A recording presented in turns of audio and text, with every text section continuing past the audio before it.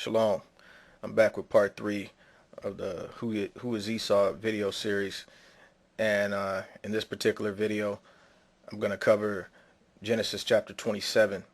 This is a scripture that some Israelites use and teach that Esau would be ruling over the world and be living in the best places in the world, and this is what they use to show that Esau is the so-called white man or the so-called Caucasian man. But this teaching is a false teaching, and Genesis chapter 27 is broken down incorrectly by many Israelites.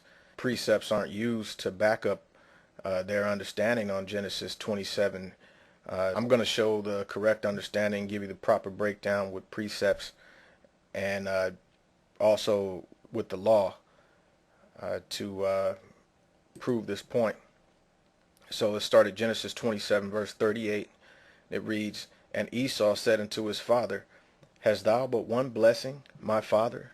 Bless me, even me also, my father. And Esau lifted up his voice and wept. And Isaac his father answered and said unto him, Behold, thy dwelling shall be the fatness of the earth, and of the dew of heaven from above. And by thy sword shalt thou live, and shalt serve thy brother. And it shall come to pass, when thou shalt have the dominion, that thou shalt break his yoke from off thy neck." Now they use this to say that in verse 39, shall be the dwelling shall be the fatness of the earth, and by thy sword shalt thou live. And then they say this, when thou shalt have the dominion, thou shalt break his yoke from off thy neck.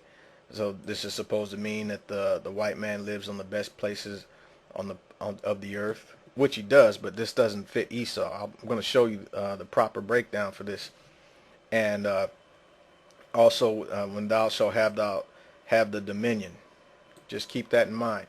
But for now, I'm going to just touch on this blessing here concerning the fatness of the earth. If you go up to the same chapter and read verse 25, well, this is something many Israelites don't read when they're bringing out verses 38 through 40. It reads, "And he said, Bring it near to me, and I will eat of my son's venison, that my soul may bless thee." So he's talking about Jacob. Bring it here so he can bless him. And he brought it near to him, and he did eat. And he brought him wine, and he drank. And his father Isaac said unto him, Come near now, and kiss me, my son. And he came near and kissed him, and he smelled the smell of his raiment, and blessed him, and said, See, the smell of my son is as the smell of a field which Yahweh hath blessed. Therefore Yahweh give thee of the dew of heaven, and the fatness of the earth, and plenty of corn and wine. Let people serve thee, and nations bow down to thee. Be ruler over thy brethren, and let thy mother's sons bow down to thee. Cursed be every one that curseth thee, and blessed be he that blesseth thee." So now, I haven't seen any Israelites living in the best places on earth. Never. But they use these same words, the fatness of the earth, to apply to the so-called white man and say this shows that he enjoys the best places on earth. But that's not what the scripture is saying here. The fatness of the earth. Now, we know that the sons of Israel inherited the land of Israel, and that's it. We're not to inherit the whole planet. Now, in the kingdom, we'll be ruling over the planet, but we won't inherit the lands of these nations. See, it says, "Let people serve thee, and nations bow down to thee." So we can see that right there shows that we're to rule over the nations in the future. This is a blessing. This wasn't given to Esau. Now let's go down to verse 38. Let's get into some definitions here. This is something that many Israelites to this day still do not do. Verse 39. "Behold, thy dwelling shall be the fatness of the earth." Now, the word fatness, it comes in the word translated the fatness. It comes in two parts. There's two Hebrew words to describe this.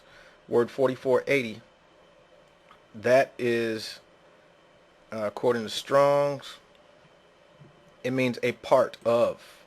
All right, a part of. Now, then the next definition is word 4924. According to Strong's, that means fat, that is literally and abstractly fatness, but usually figuratively and concretely. And the definition says a rich dish, a fertile field, also a robust man. But here it's describing agricultural blessings. That's what's being described in this passage here, because it reads, "And the fatness of the earth and of the dew of heaven from above." Now that dew, that's word 2919. The dew simply means dew as covering vegetation.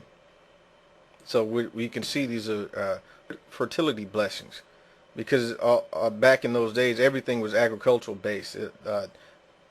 Things weren't based on industry. That didn't come until the Industrial Revolution, roughly in the 1800s. All right, so people, you should learn your history. Okay, so another thing, this word earth, many people think this means the whole earth, but this is word 776, and it means, it's the Hebrew word eretz, and it means to be firm, the earth, at large, or partitively a land. Okay, it's been translated as earth, field, ground, land, nations, wilderness, world. So depending on the context of how this word is used, that's how you get the understanding on the particular definition. Let's read on.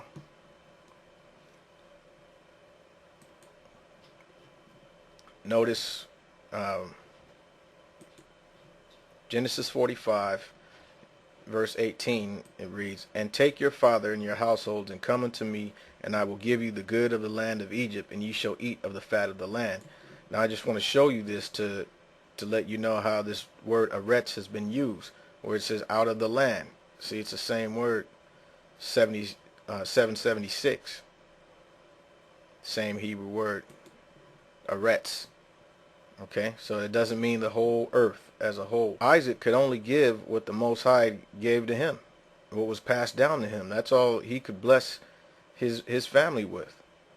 Only what he was blessed with, what was handed down to him from Abraham. Genesis 15, verse 18, it says, "In the same day Yahweh made a covenant with Abram, saying, Unto thy seed have I given this land from the river of Egypt unto the great river, the river Euphrates." So that's what was given to Abraham. Those were the promises that were given to Abraham and his descendants. And that river Egypt, it's not talking about the Nile. And let's just prove that here with in the book of Joshua, chapter 13. Verse 1 of the book of Yahshua, it says, "Now Yahshua was old and stricken in years, and Yahweh said unto him, Thou art old and stricken in years, and there remaineth yet very much land to be possessed. This is the land that yet remaineth, all the borders of the Philistines, and all Geshuri, from Sihor, which is before Egypt, even to the borders of Ekron northward, which is counted to the Canaanite, 5 rulers of the Philistines, the Gazahites, etc."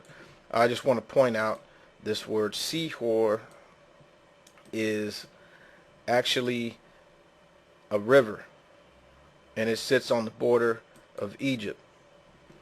It says a stream of Egypt. All right, it's known as Sihor. That's what was spoken of from the river of Egypt. It sits on the border. It's not talking about the Nile. Brown, Driver, and Briggs gives us a river or canal on the east border of Egypt and a branch of the Nile. Okay, so on a map you can see from the border of Egypt all the way over to the Euphrates, and all that land in between. That's what Abraham had to work with. That's what was promised to him, what he could pass down onto his descendants, so on and so forth. That's how the children of Israel were able to go and receive their inheritance through Jacob, what was given to him. And on the next video, we're going to continue on with this. Shalom.